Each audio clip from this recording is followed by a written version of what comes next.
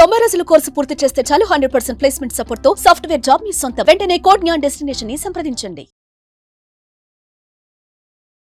నమస్కారం సార్. నమస్కారం. ఇప్పుడున్న ప్రజెంట్ సిచ్యువేషన్లో చాలామంది రిలేషన్షిప్లో అంటే ఒకసారి కనెక్ట్ అయిన పర్సన్కి ఏదో ఒక కారణం చేత విడిపోతే ఆ విడిపోయినప్పుడు ఆ బాధను తట్టుకోలేక మానసికంగా చాలా కృంగిపోయి డిప్రెషన్, యాంగ్జైటీ అనుకుంటూ రకరకాల సమస్యలకి గురవ్వడం మనం చూస్తూ ఉన్నాం. ఎస్పెషల్లీ అలా కాకుండా ఎప్పుడూ చెప్తూ ఉంటారు అటాచ్మెంట్తో పాటు డిటాచ్మెంట్ని ప్రాక్టీస్ చేస్తే మనం చాలా స్టేబుల్గా ఉంటాము అని. ఎలా సార్ డిటాచ్మెంట్ అయ్యే ప్రాసెస్ ఏదైతే ఉందో చాలామంది ఇందులో ఇరుక్కుపోయి బయటికి రావడానికి రకరకాలుగా ఇబ్బంది పడుతూ ఉన్నారు. ఎలా అవ్వాలి సార్? డిటాచ్ అవ్వడము మనకి భగవంతుడు చెప్పినట్టుగా తామరాకు మీద నీటి బిందువు వలె అని. ఫస్ట్ డిటాచ్మెంట్ రావాలి అంటే మనం ఏది అటాచ్ చేస్తున్నామో తెలుసుకోగలగాలి. ఎందుకంటే మనం పుట్టిన దగ్గర నుంచి చాలా కలెక్ట్ చేసుకుంటూ ఉంటాం. చిన్నప్పుడు ఏబిసిడీల దగ్గర నుంచి మొదలు పెట్టుకుని ఎన్నో రకాల మ్యాటర్లు కలెక్ట్ చేసుకుంటూ ఉంటాం. అలాగే కలెక్ట్ చేసుకున్నది పోదు. యాపిల్ చూద్దాం, ఒకసారి మర్చిపో ప్లీజ్. మర్చిపోలేము కదా. ఏబిసిడి మర్చిపోలేము. ఎందుకు? రోజు వాడుతున్నాం, రోజు మాట్లాడుతున్నాం, రోజు తెలుసుకుంటున్నాం కాబట్టి మర్చిపోలేము. మనసుకు ఏదైనా అంటుకుంటే అది మర్చిపోదు. ఇది ఫస్ట్ గుర్తుపెట్టుకోవాల్సింది. నేను తీసుకెళ్లేది చాలా ఇంపార్టెంట్. ఎవరైతే అలా ఎవరో పోయారనో, వదిలేశారనో, లేకపోతే దక్కలేదనో బాధపడుతుంటారో ఇది చాలా ఇంపార్టెంట్. మన మైండ్ ఏదైతే దగ్గర పెట్టుకుంటామో అది గుర్తుంచుకుంటుంది. First thing. మర్చిపోవడం ఓన్లీ కాలక్రమేణా జరుగుతుంది. Time you will forget only by time. Okay. ఎంత గట్టిగా మనం ఒక మనిషికి అటాచ్ అయి ఉంటామో, ఒక పనికి అటాచ్ అయి ఉంటామో, ఒక వస్తువుకి అటాచ్ అయి ఉంటామో అంత ఎక్కువ మనకి గుర్తుండి ఆ గుర్తున్నది మన దగ్గర లేదే అనే ఆలోచన బాధపెడుతుంది. ఓకే. సో అందుకని రిపీటేటివ్గా ఏదైతే ఆలోచిస్తావో అది గుర్తుంటుంది. ఎవరైనా పోయారో లేకపోతే మన దగ్గర నుంచి దూరం అయ్యారో అంటే ఎక్కువ ఆలోచించకుండా ఉండాలి. నెంబర్ 1. సో డిటాచ్మెంట్ రావాలి అంటే ఫస్ట్ థింగ్ రిపీట్ చేసుకోవద్దు మైండ్లో. ఇంకా అది పోయిన నుంచి వాడికి చెప్పి, వీడికి చెప్పి, పక్కింటోడికి చెప్పి, ఎదురింటోడికి చెప్పి పదే పదే అదే చెప్పుకుంటూ ఉంటే మర్చిపోలేము. 1. సెకండ్ వచ్చేసి మన మైండ్లో ఉండే ఇంప్రెషన్స్, మన మైండ్లో ఏదైతే గుర్తు పెట్టుకుంటున్నామో అది ఓన్లీ కొన్ని మెమరీస్ని మాత్రమే స్టిక్ చేసి పెట్టుకుంటుంది. స్టిక్ ఫైల్స్ లాగా స్టిక్ చేసి పెట్టుకుంటుంది. ఆ మెమరీస్ని లెట్ గో చేయమని మైండ్కి చెప్పచ్చు. వదిలేసేయి అని మైండ్కి చెప్పగలిగితే మైండ్ వింటుంది మాట. సెకండ్. థర్డ్ వచ్చేసి ఎప్పుడైతే మనం ఎక్స్పెక్ట్ చేస్తూ ఉంటామో అలా జరుగుంటే బాగుండే, ఇలా జరుగుంటే బాగుండే, అరే ఆ రోజు అలా మాట్లాడకుండా ఉంటే బాగుండే, అరే ఆ రోజు ఇలా చేయకుండా ఉంటే బాగుండే అని ఎక్స్పెక్ట్ చేస్తుంటామో అది జరిగిపోయినది. పాస్ట్. ఈ పాస్ట్ మెమరీ జరిగిపోయింది అన్నది మనం గుర్తుపెట్టుకోవాలి. ఎప్పుడైతే ఇది అయిపోయినది అనేది మనం రియలైజ్ అవుతామో మన ముందు నెక్స్ట్ టైం లేదు, లాస్ట్ టైం లేదు, ఇప్పుడున్నది ఒకే టైం ఇది అని రియలైజ్ అవ్వాలి. సో ఎప్పుడైతే టైంని మనం అర్థం చేసుకోవడం మొదలు పెడతామో there is no past, there is no future. ఈ క్షణం మాత్రమే. అండ్ ఈ క్షణం ఒక ఆలోచనకి బాధపడుతున్నానా నేను అనేది రియలైజ్ అవుతారు. ఓకే. సో ఇది సెకండ్ ఇంపార్టెంట్ పాయింట్. సమయాన్ని గుర్తుంచుకోవడం. నీ సమయం కూడా అయిపోతూ ఉంటుంది. అందరము ఈ కాలగర్భంలోకి వెళ్ళిపోతుంటాం, అందరము ఈ టైంలోకి వెళ్ళిపోతుంటాం. ఒకళ్ళ ముందు ఒక వెనకాల. అంతేకాని శాశ్వతము కాదు అన్నది ఇంపార్టెంట్. థర్డ్. ఎవరైతే మనని మానసికంగా బాధ పెడుతుంటారో అంటే కొన్ని ఆలోచనలు గుచ్చుకుంటుంటాయో అందులో మనము బాధపడము, మన ఈగో బాధపడుతుంది. ఈగో అంటే నేను అని అనుకునేది ఒకటి, నేను కాదు, నేను అని అనుకునేది ఒకటి బాధ పెడుతూ ఉంటుంది. అంటే 4 రకాలుగా మన మైండ్ తీసుకుంటే మనస్సు, బుద్ధి, చిత్తము, అహంకారము అని ఉంటుంది. ఆ అహంకారం ఐ ఏదైతే ఉందో అది బాధ పెడుతూ ఉంటుంది. అర్రే నాకే జరిగింది ఇలాగా, అర్రే నాతోనే ఇలా జరిగింది, అరే నీకు ఇలా జరిగింది చూసావా అని నీ ఆ ఈగో గుచ్చుతూ ఉంటుంది.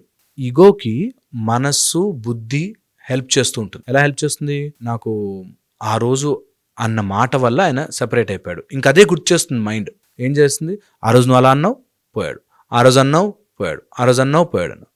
ఒక అమ్మాయి, అబ్బాయి వచ్చారు, బ్రదర్ అండ్ సిస్టర్. ఆ అమ్మాయి ఎవరినో ప్రేమించి వాడు మోసం చేసి వదిలేశాడు అని అదే తలుచుకుని డిప్రెషన్లోకి వెళ్తుంది. ఏంట్రా బాబు ప్రాబ్లం అని చూస్తే ఆమె ఈగోలో ఆమెను ఎట్లా ప్రేమిస్తాడు, నేను ఇంత ప్రేమిస్తే ఎంత మోసం చేశాడు, అంటే నన్నెవడు మోసం చేయకూడదు, నేను పుట్టడమే విష్ణువు దగ్గర పర్మిషన్ తీసుకుని వచ్చాను, నన్ను ఎవరు మోసం చేయకూడదు అనే ఈగో గుచ్చుతూ ఉంటుంది. అవును మోసపోవచ్చు, అవును తప్పు జరగచ్చు, అవును కొంతమంది వదిలి వెళ్ళిపోవచ్చు. ఏమవుతుంది, నాకేం నష్టం వచ్చింది? రియల్గా నాకేం నష్టం లేదు, కానీ నా లోపల ఉండే ఆ ఈగోకి అది గుచ్చింది. నిన్ను మోసం చేశాడా, నిన్ను వదిలేసి వెళ్ళాడా. సో నాకు జరగచ్చు అనేది ఆ ఈగో ఒప్పుకోనివ్వదు. ఆ ఈగోని పక్కన జరపగలగాలి. ఇది చాలా మందికి తెలియదు ఏంటంటే, ఇందులో ఈగో ఎక్కడ ఉంది, నేను వాడు చేసిన దానికి అన్నిటికీ ఒప్పుకున్నాం కదా అంటే. ఈగో అంటే పొగరు ఈగో కాదు, నా లోపల ఏదో ఒక ఇది నాకెందుకు జరుగుతోంది అనే ఒక ప్రొజెక్షన్ చూపిస్తుంది. అలా ఎప్పుడైతే ఆ ఈగోని పట్టుకుని ఉన్నావో, నువ్వు అంటుకుని ఉన్నవి గుర్తుకొస్తాయి, గుర్తుకొచ్చినవి బాధ పెడతాయి. సో ఇలాగే జరగాలి అని నువ్వు నీ మైండ్లో భగవంతుడి సృష్టిని మార్చాలి అనుకుంటే దేవుడితో పోటీ పడలేవు. సృష్టితో యూ కెనాట్ ఫైట్. అందుకని కొన్ని జరగాల్సినవి జరుగుతాయి, వాటిని నేను మార్చాలి అనుకున్నప్పుడు బాధ.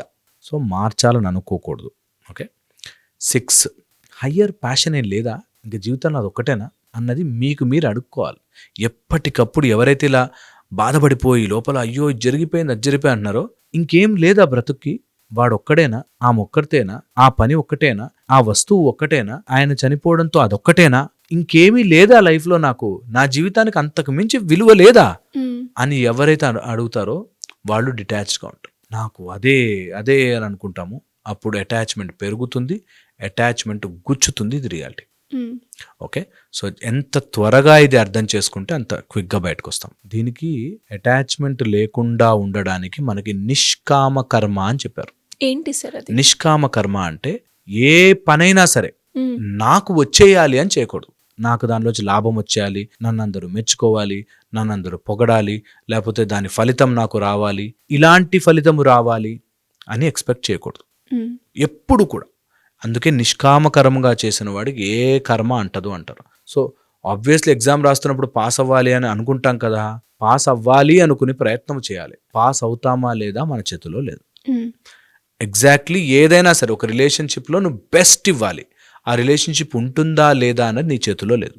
ఏదైనా సరే ఎవరు బ్రతకాలి ఎవరు బ్రతకద్దు అన్నది నా చేతుల్లో లేదు.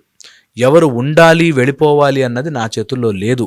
నేను కర్మ మాత్రమే చేస్తాను, ఉన్నప్పుడు హ్యాపీగా ప్రశాంతంగా కర్మ మాత్రమే చేస్తాను, దాని అంటుకుని ఉండను అన్నది ఫస్ట్ నుంచి మనం అలవాటు చేయాలి. రిజల్ట్ కోసం ప్రయత్నము చేస్తాం, రిజల్ట్ రాపోయినా హ్యాపీగా ఉంటాము అనేది మనం అలవాటు చేస్తే అప్పుడు మన ఫోకస్ అంతా మన స్కిల్ మీద, మన డెవలప్మెంట్ మీద, మన అభ్యాసము మీద నడుస్తుంది. మన ఫోకస్ అంతా ఒక మనిషి మీద, వాడు తెచ్చే బిస్కెట్ల మీద, లేకపోతే వాడిచ్చే గిఫ్ట్ల మీద, లేకపోతే అయ్యో ఇది లేకపోతే నా బతికేంటి అనే నిస్పృహకి వెళ్లకుండా ఉండాలి అంటే ఆ డిటాచ్మెంట్ రావాలి.